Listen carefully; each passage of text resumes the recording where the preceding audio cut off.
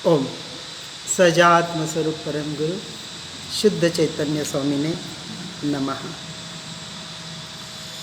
आचार्य पूज्यपाद स्वामी समाधि तंत्र में आत्मा के स्वरूप की अर्थात अपने स्वयं के स्वरूप की विशेषता बताने का प्रयास कर रहे हैं। यदि पर्याय में परमात्मापना प्रकट करना है तो सबसे पहले अंतरात्मा बनना पड़ेगा, और अंतरात्मा बनना है तो बहिरात्मापना छोड़ना पड़ेगा। तीन अवस्था हुई। तीनों अवस्था के यथार्थ स्वरूप को समझना पड़ेगा। तीनों को क्यों समझना पड़ेगा?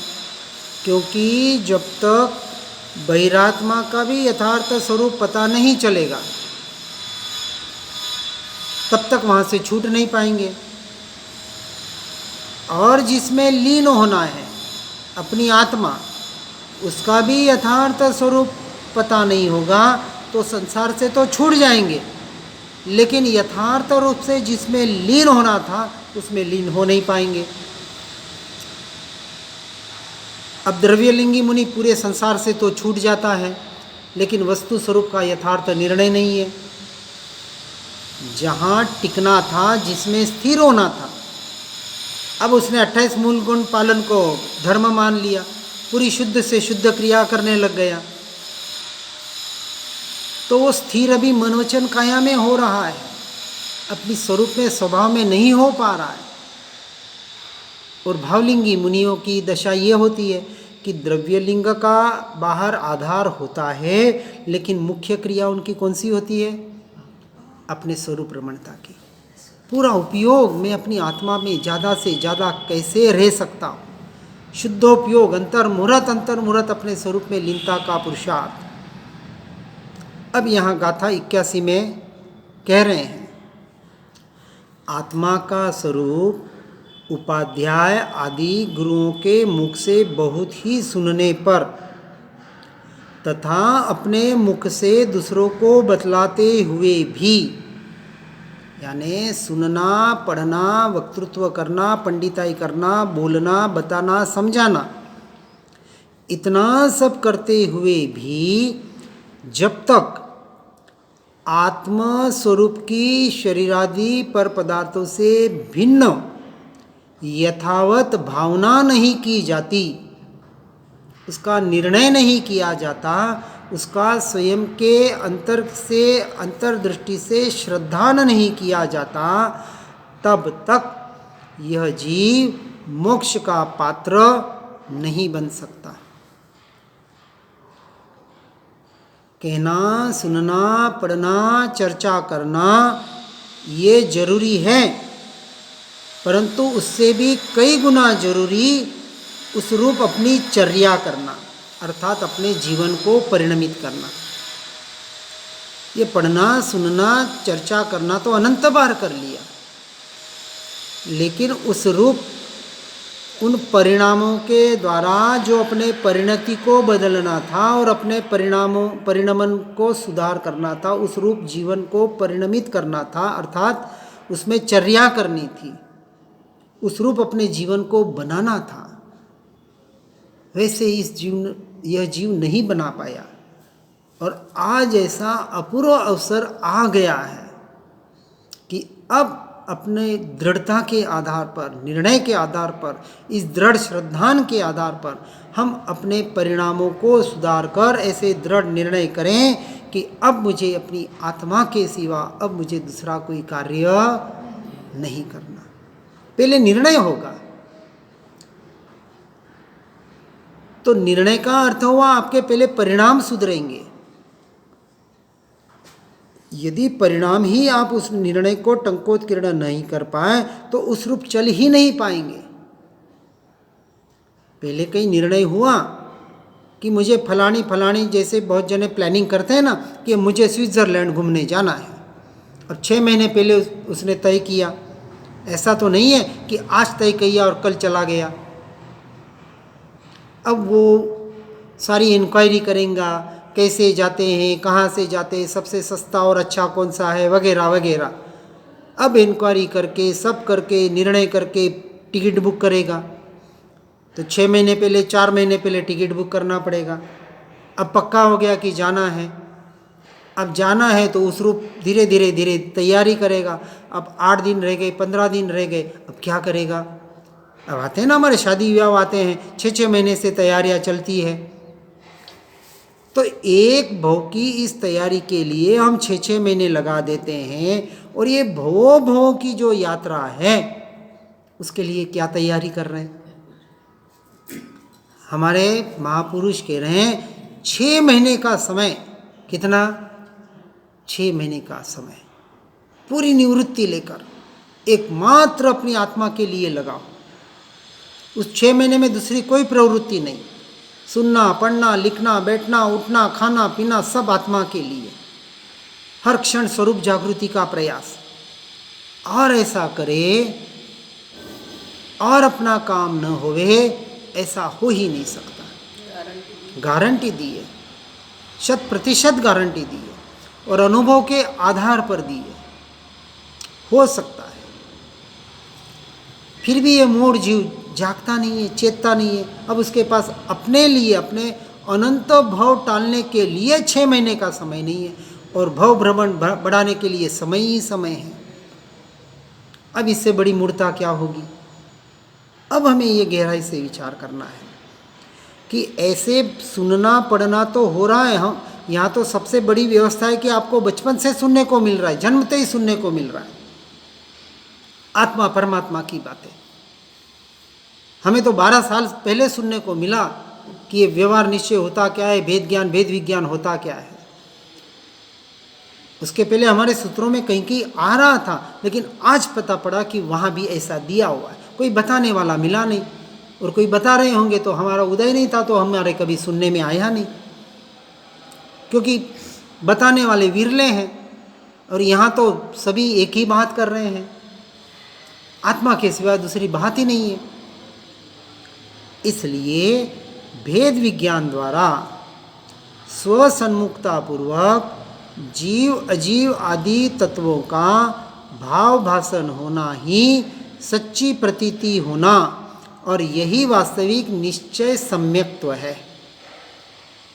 जब तक स्वयं से स्वयं की प्रतीति नहीं है, टंकोत्कीर्ण श्रद्धान नहीं है, स्वयं की तीव्र रुचि नहीं है, और लोग कहेंगे हमें तो बहुत रुचि है, तो उसके फिर लक्षण बताएं।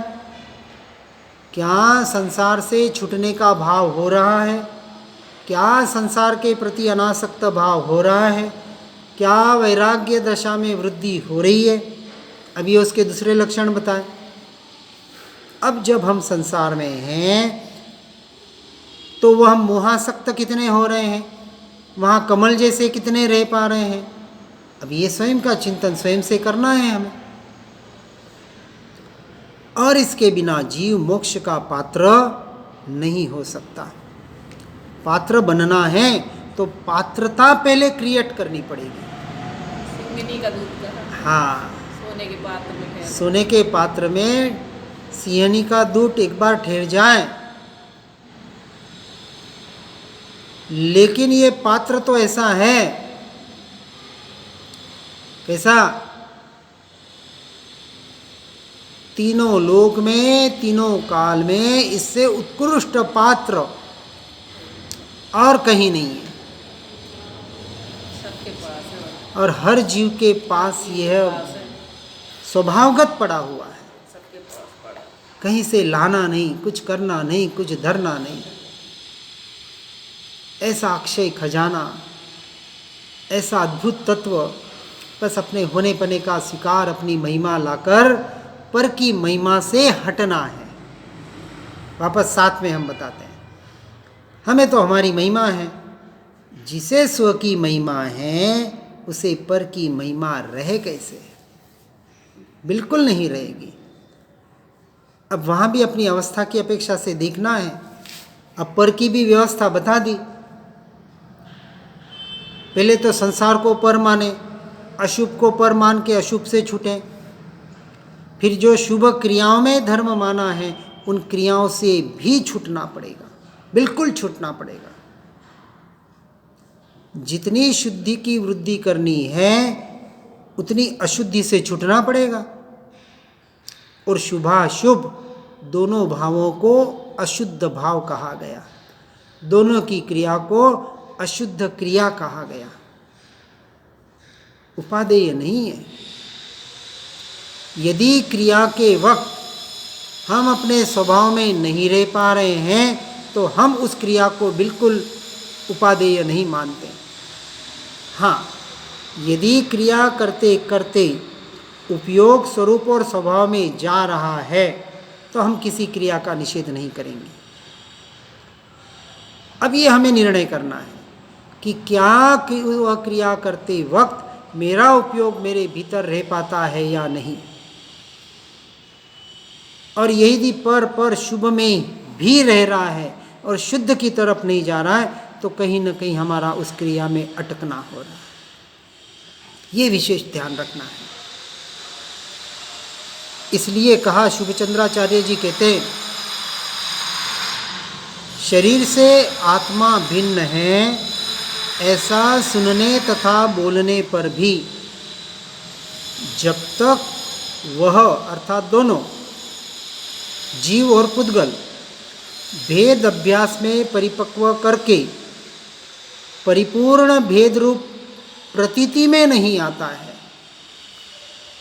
वस्तु का जैसा स्वरूप है पररूप और स्वस्वरूप जब तक प्रतीति में यहाँ निर्णय नहीं होता है, टंकोत्कीर्ण श्रद्धान नहीं होता है, तब तक जीव को उसी के श्रद्धान को दृढ़ करने का विशेष पुरुषार्थ करना चाहिए।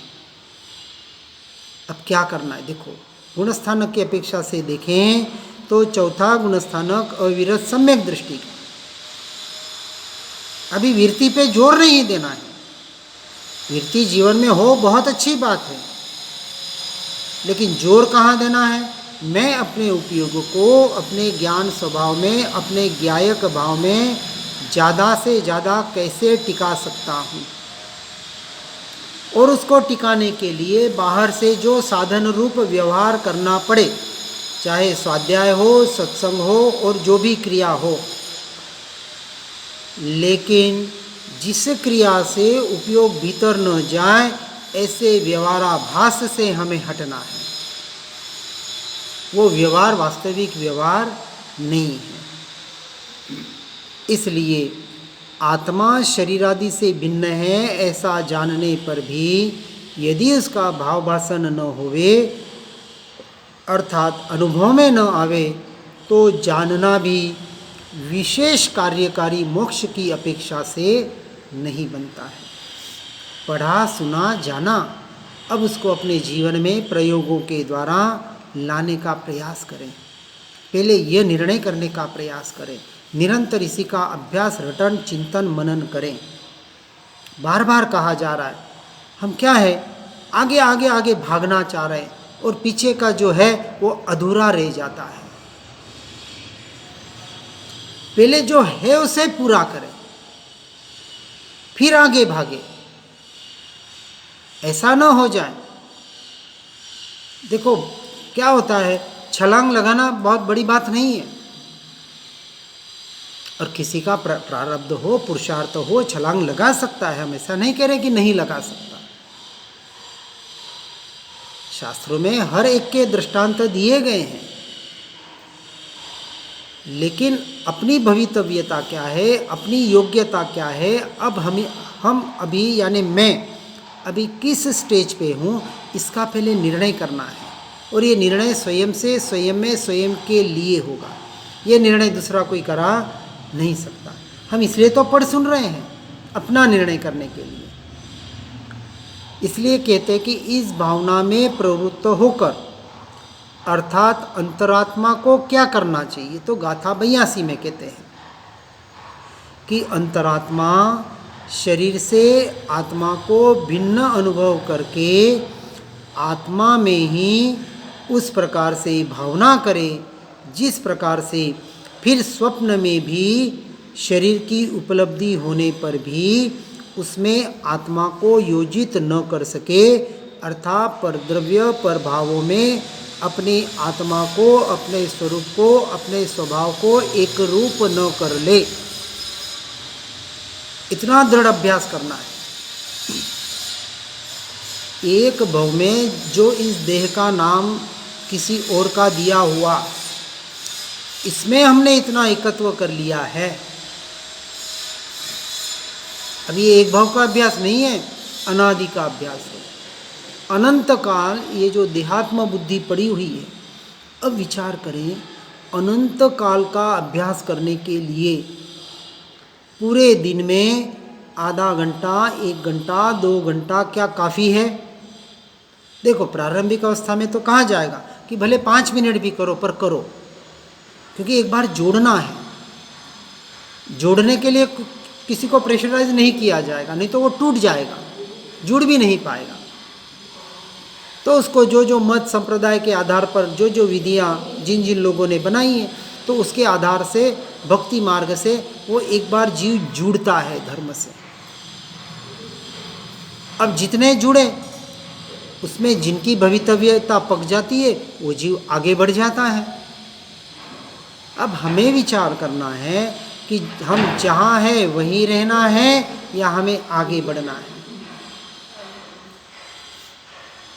और आगे बढ़ना है तो आगे बढ़ने का पुरुषार्थ उस अनुरूप करना पड़ेगा, बिल्कुल करना पड़ेगा, और कोई उपाय नहीं है। नहीं तो जहाँ हैं वैसे के वैसे रह जाएंगे। यहाँ इस भव में जितना आगे बढ़ सकते हैं उतना आगे बढ़ने का पुरुषार्थ, यही एकमात्र हमारा अब काम रहना चाहिए। इसलिए जो ये मोहाशक्ति पड़ी हुई है, किसमें?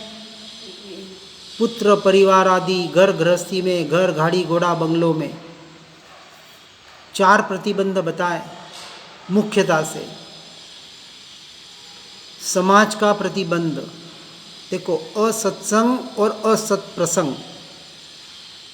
असत्संग, जहाँ आत्मा की बात नहीं होती है उसका नाम असत्संग। असत्संग के 2 भेद, अशुभ और शुभ। एक असत्संग जहाँ सिर्फ संसार की ही बातें होती है, और एक शुभ असत्संग वो कि जहाँ सिर्फ और सिर्फ क्रियाओं की ही बातें होती है, तत्व की कोई बात नहीं होती है। ये करो, वो करो, ऐसा करो, वैसा करो, शरीर को खपाओ, जैना करो, ये करो, जीवों को बचाओ, बाहर बाहर बाहर की ही बात हो रही है। वह शुभ की अपेक्षा से असत्संग। तो इन दोनों असत्संग से हटकर अब आत्मार्थी को सिर्फ और सिर्फ जहाँ स्वरूप और स्वभाव की बात होती हो, ऐसे में ही रुचि करने योग्य है, उसको कहा सत्संग, व्यवहार से। और ऐसे व्यवहार सत्संग से सतस्वरूप आत्मा का संग करना, इसे कहा निश्चय सत्संग, जो अपने में आने का प्रयास करता है, पुरुषार्थ करता है। ये हुआ असत्संग से सत्संग की ओर। फिर दूसरी बात बताई, असत प्रसंग से सत प्रसंग की ओर। अब असत प्रसंग में भी 2 प्रकार आएंगे, एक अशुभ प्रसंग और एक शुभ प्रसंग। एक अशुभ भाव और एक शुभ भाव। पहले प्रसंगों से हटेंगे, फिर भावों से हटना होगा। हम प्रसंग से तो हटते नहीं हैं और अपने भावों को शुद्ध करना चाहते हैं। शादी, ब्याह, मौत, मरकत, ये जिसे हम परिवार का, संसार का कर्तव्य कहते हैं, ये कर्तव्य नहीं है मनुष्य जन्म का।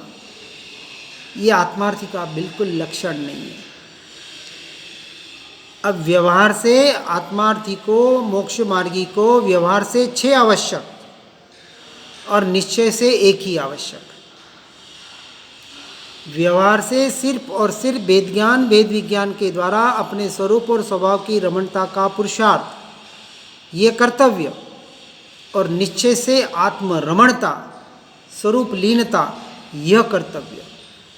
इसके अलावा ये महान कर्तव्य, क्योंकि मोक्ष मार्ग में काम इसके बगैर हो ही नहीं सकता। कर्मों की निर्जरा तो छोड़े, संवर भी नहीं हो सकता इस मार्ग के बगैर। निर्जरा भी बहुत दूर की बात है, हम अभी संवर की क्रिया समझ रहे हैं। एक बार संवर तो करें, आते हुए कर्मों को रोक देंगे ना तो बहुत बड़ा काम हो जाएगा। पुराने तो उदय में आएंगे और अपने आप निकल जाएंगे, उसके लिए कुछ नहीं करना है आपको। इसलिए यहाँ दृढ़ता से बता रहे हैं कि देह से आत्मा को भिन्न अनुभव करके निरंतर निरंतर उसका रटन चिंतन मनन करके भिन्न अनुभव करना है। अनुभूति की बात बता रहे हैं, पढ़ने सुनने की ये तो बचपन से सुन रहे पढ़ रहे कि भिन्न है, लेकिन अभी तक अनुभव में नहीं आ रहा है, अभी तक प्रतीति में नहीं आ रहा है, क्योंकि टंकोत्कीर्ण निर्णय यथार्थ श्रद्धान नहीं हुआ है। वो निशंकता अभी तक नहीं आई है जो आनी चाहिए। इसलिए स्वपर को भिन्न जानने का चिन्ह, ये भिन्न हम जान रहे हैं, इसका निर्णय हुआ कि नहीं हुआ, तो इसका चिन्ह कह रहे हैं ज्ञान वैराग्य शक्ति है। दो बात बताई, क्या आपका उपयोग निरंतर ज्ञान स्वभाव के द्वारा ज्ञायक भाव पर जा रहा है कि नहीं, सहजता से। पहले अभ्यास, और अभ्यास के बाद जो सहजता अर्थात जो जाप अजपा जाप बन जाए। और उसके आधार पर देखो यहाँ दूसरी बात बताई, ज्ञान और वैराग्य शक्ति। ज्ञान का लक्षण वैराग्य है। अब उसे जीवन के प्रति, संसार के प्रति, समाज के प्रति, परिवार के प्रति, इतना ही नहीं देह के प्रति भी वैराग्य आ जाएगा। उसे औदासीन्य वृत्ति कहा, उदासीनता। देखो उदास होना और उदासीन होना, उदास का अर्थ है अपने आप को दुखी बनाना, और उदासीन का अर्थ है उद आसीन, उद यानी ऊंचे, आसीन ऊंचे आसन को ग्रहण करना, यानी अपने इन भावों को, इन परिणामों की अभिवृद्धि करना, इसका नाम है उदासीनता। और उसके आधार से संसार की रुचि अपने आप छूटने लगती है, छूटनी ही चाहिए। पूरा मार्ग क्लीन एंड क्लियर इतना ही है, ऐसा ही है। हम वो उस रुचि से छूटना नहीं चाहते और मोक्ष को भी पाना चाहते हैं, कर्मों की संवर और निर्जरा भी करना चाहते हैं। एक म्यान में दो तलवार नहीं रह सकती, एक ही रहेगी। लेकिन बात है ना, हाँ, कि संबर में आत्मा पूर्व कर्म घड़ जाए, निज स्वरूप को पाए कर लोक शिखर जब था, लोक स्वरूप विचार के आत्म रूप निहार, परमार्थ व्यवहारूणी मिथ्या भाव विड़ा, तो बोधि आपका भाव है निश्चय दुर्लभ ना, भव है प्राप्ति कठिन है यह व्यवहार का। बस यही तो मार्ग है। आत्मा का स्वभाव संभव है, बस सीधी सी बात है, परंतु उसको वो स्वीकार नहीं कर पा रहा है, ये कमजोरी है। क्या स्वीकार कर लेंगे तो संवर तो होएगा होएगा ही होएगा, दुनिया में वहाँ पहुँच गए तो फिर कहा होएगा ही होएगा। उपयोग बाहर से हट ही जाएगा वो तो बिल्कुल। इसलिए हम बार बार उस बात पे जोर दे रहे हैं। पर अपने आप संवर निर्जरा होने लगे। इसलिए काम इतना सा करना है, कोई बहुत बड़ा काम नहीं है। ये संवर की तो क्रिया है। वेद ज्ञान वेद विज्ञान है क्या, तत्व निर्णय है क्या, संवर की क्रिया। अभी निर्जरा की बात सोचो ही मत। संवर हो जाएगा ना तो संवर पूर्वक निर्जरा अपने आप हो जाएगी। अपने आप हो। जैसे लीनता बढ़ेगी ना, वो लीनता का नाम तो निर्जरा है। निर्जरा करनी थोड़ी है क्या, कर्मों को क्षय करना थोड़ी है क्या, कुछ नहीं करना है, न करना न धरना, और अपने में मग्न रहना। इतना सा तो मार्ग है। कुछ लेना ना देना, मगन रहना अपने आत्म की जिस दिन स्वतंत्र- अब यदि करना धरना है तो जो उस प्रयोजनभूत करें कि जो अपने मगनता में ले जाने का कार्य कर सके। उसके बाद ये करना धरना, ये भेद ज्ञान नहीं, भेद विज्ञान नहीं, ये नहीं, ये भी सब छूटना चाहिए। इसमें हम नहीं कह रहे कि इसको जीवन भर करते रहो। जो क्षण आ गया यही मैं, बस मैं में स्थिर हो जाओ। और जैसे मैं में स्थिर हो गए, वस्तु स्वादत सुखो उपजे। अब वो उसका स्वाद ले रहा है अनंत गुणों का, अनंत असंख्य प्रदेशों का एक साथ। अब उसे वो उस रस का, उस ज्ञानानंद रस का आनंद आ रहा है। इसी का नाम अनुभूति है, इसी का नाम आत्मरमणता है। लेकिन ये जो रस जब आता है स्वयं का, तब बाहर के नो रस छूट जाते हैं या छूटने चाहिए। ये वापस लक्षण बताया। इसलिए परद्रव्य प्रभावों से हटकर अपने स्वरूप और स्वभाव में आने का निरंतर प्रयास और पुरुषार्थ करें। इसी भावना के साथ ओम नमः सिद्धम। तब और कछु न सुहाए, रसनी रस हो जा तत्क्षण अक्षर से नहीं भावे। तो लक्षण बता दिया। और कछु नहीं भावे, यदि कुछ नहीं भा रहा है, एकमात्र स्वरूप और स्वभाव ही भा रहा है, तो बिल्कुल हम योग्य मार्ग पर चल रहे हैं। किसी को पूछने की जरूरत, अपना निर्णय अपने से। स्वयं का गुरु बनना है। अब सारे परिणाम स्वयं से स्वयं को परिणमित करने हैं। बाहर गुरु बहुत अनादिकाल से अनंत गुरुओं को बना दिए और छोड़ दिए। स्वयं का गुरु बने। यही बात आई थी अपनी उस कल या परसों। सदगुरु कौन? मैं स्वयं का सदगुरु बराबर बनना पड़ेगा। अंदर से ओंकार आना है। हाँ, बस यही बताया। जिन वाणी के ज्ञान से हो सम्यक श्रद्धान, हो चारित्र महान पाऊँ पद निर्वाण। जा वाणी के ज्ञान से सूझे लोकालो, सो वाणी मस्तक नमो सदा देता हूँ धो। नमो